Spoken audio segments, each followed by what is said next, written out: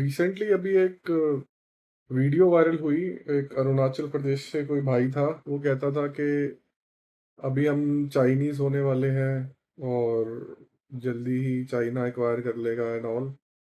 तो काफी बड़ा एरिया लद्दाख का और अरुणाचल प्रदेश का 1962 की वॉर के बाद से चाइना के कब्जे में है। तो जिनको नहीं पता 1962 वॉर क्या था, क्यों हुआ, कैसे स्टार्ट हुआ और कब खत्म हुआ, उस समय कितना टेरिटरी इंडिया का चाइना ने एक्वायर कर लिया, तो उसके रिगार्डिंग इसमें सब मैं स्टैट्स देने की कोशिश करूंगा।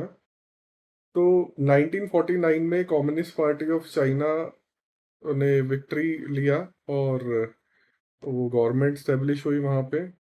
और इंडिया और चाइना के बीच में हमेशा से डिस्प्यूट रहा था कि हम इसको अपनी बाउंड्री मानते हैं, हम इसको अपनी। तो मैकमोहन लाइन जो ब्रिटिश गवर्नमेंट दे के गई थी उसको दोनों मोस्टली चाइना नहीं मानता था। तो अक्साई चिन इंडिया मानता था लद्दाख और जे एंड के का इंटेग्रल पार्ट है।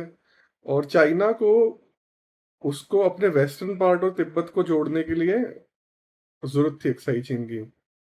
उस समय तिब्बत के लोग भी रिवॉल्ट कर रहे थे कि हम चाइना में नहीं जाना चाहते हैं। कुछ लोग बोलते हैं कि इंडिया को भी ऑफर किया गया था कि हम इंडिया के साथ आना चाहते हैं, बट नेहरू ने अलाउ नहीं किया, जो कि वायरिफाइबल नहीं है facts, but I don't know, हो सकता है, नहीं हो सकता। देन 1954 में इंडिया ने पंचशील एग्रीमेंट किया चाइना के साथ। उसके बाद फिर हिंदी चीनी भाई भाई ये सब नारे लगने लग गए। और नेहरू का कहना था कि हम डिप्लोमेटिकली चाइना के साथ डील कर सकते हैं, हम एक बॉर्डर पे एग्री कर पाएंगे। और 1954 के एग्रीमेंट के कुछ दिन बाद ही चाइना ने रोड बनाना शुरू कर दिया अपने वेस्टर्न पार्ट से लेके तिब्बत तक, थ्रू अक्साई चिन। और ये हमें जब पता चला जब ऑलमोस्ट रोड कंप्लीट हो चुका था 1959 के आसपास। उसके बीच में बहुत सारे विजिट्स नेहरू के चाइना में हुए, चाइनीज यहाँ पे आए। नेहरू ने उन्हें बहुत ग्रैंड ट्रीटमेंट दिया, रेड कारपेट एयरपोर्ट से लेके सेंट्रल दिल्ली तक बिछाया गया उनके कॉन्वॉय के लिए। चारों तरफ भीड़, सब हिंदी चीनी भाई भाई, हिंदी चीनी भाई भाई।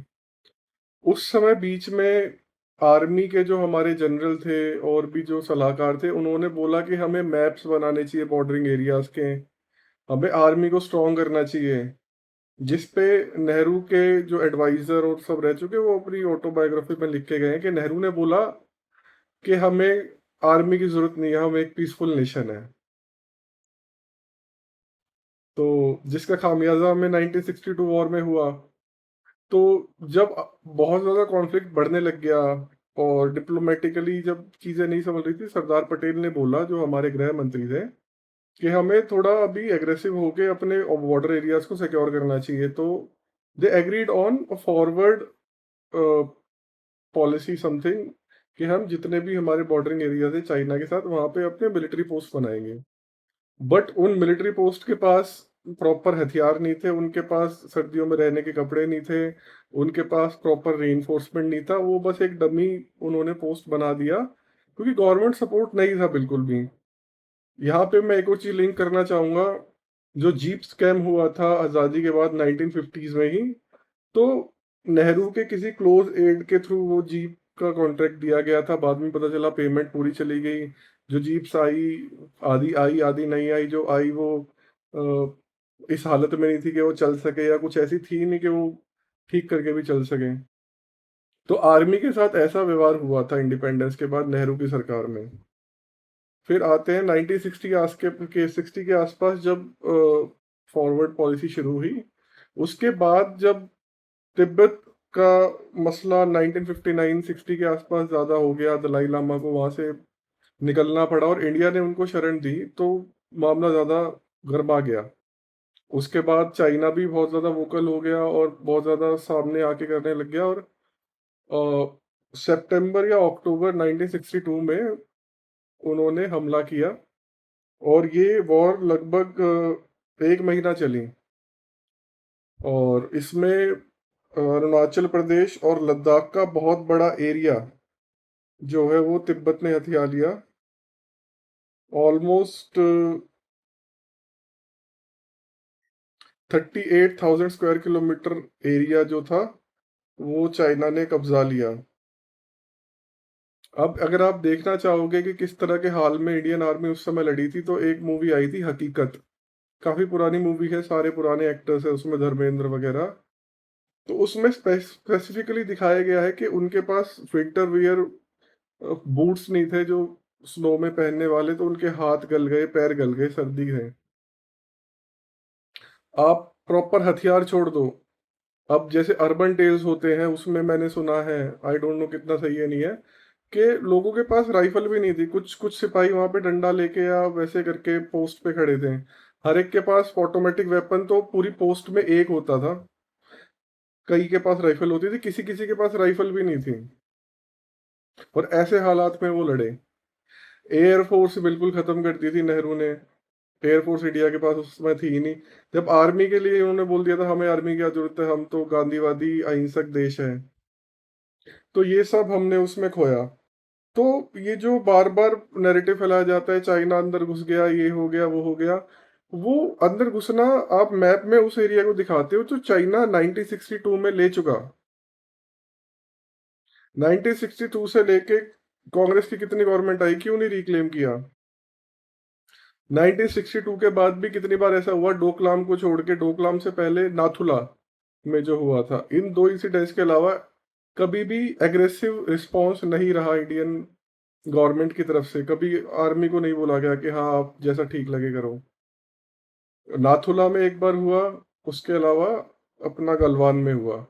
जब हमने मुँह तोड़ जवाब दिया चाइना को, और चाइना ने स्टेप बैक लिया।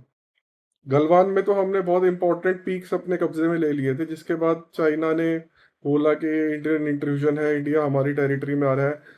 बहुत साल बाद पहली बार चाइना रो रहा था इस बात पे कि इंडिया हमारी टेरिटरी में आ रहा है।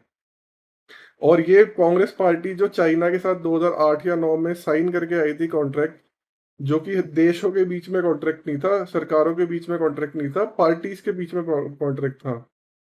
वहाँ की कम्युनिस्ट पार्टी और कांग्रेस। अब 2 देशों में कोई पार्टी कैसे आपस में कॉन्ट्रैक्ट कर सकती हैं? और क्या कॉन्ट्रैक्ट हुआ, तो वो आज तक बाहर नहीं आया। और हम देखते हैं जब भी कोई ऐसी बात आती है जहाँ पे चाइना के जो हित होते हैं, उनका नुकसान हो रहा होता है, तो राहुल गांधी, कांग्रेस ये सबसे पहले उछल के आते हैं। वामपंथी तो है ही, वो तो अपने आप को माओ का बताते ही हैं। 1962 की एक और बहुत अच्छी बात है कि जितने भी लेफ्ट थे, इन्होंने इंडिया की तरफ से लड़ने के लिए मना कर दिया था। इन्होंने बोल दिया था कि हम इंडियन आर्मी को खून नहीं देंगे। तो इनमें से एक नेता, क्योंकि उस समय ऐसा माहौल था, लेफ्ट को सबको, जितने भी नेता थे सबको जेल में डाल दिया था। तो उनमें से एक नेता थे, अब मैं नाम भूल रहा हूँ, उन्होंने बोला कि हम जितना पैसा जेल में कमाएँगे, हम वो इंडियन आर्मी को दान करेंगे, उनके लिए कुछ इक्विपमेंट वगैरह के लिए, कि वो अच्छे से कर सके, अपना सामना कर सके चाइना का।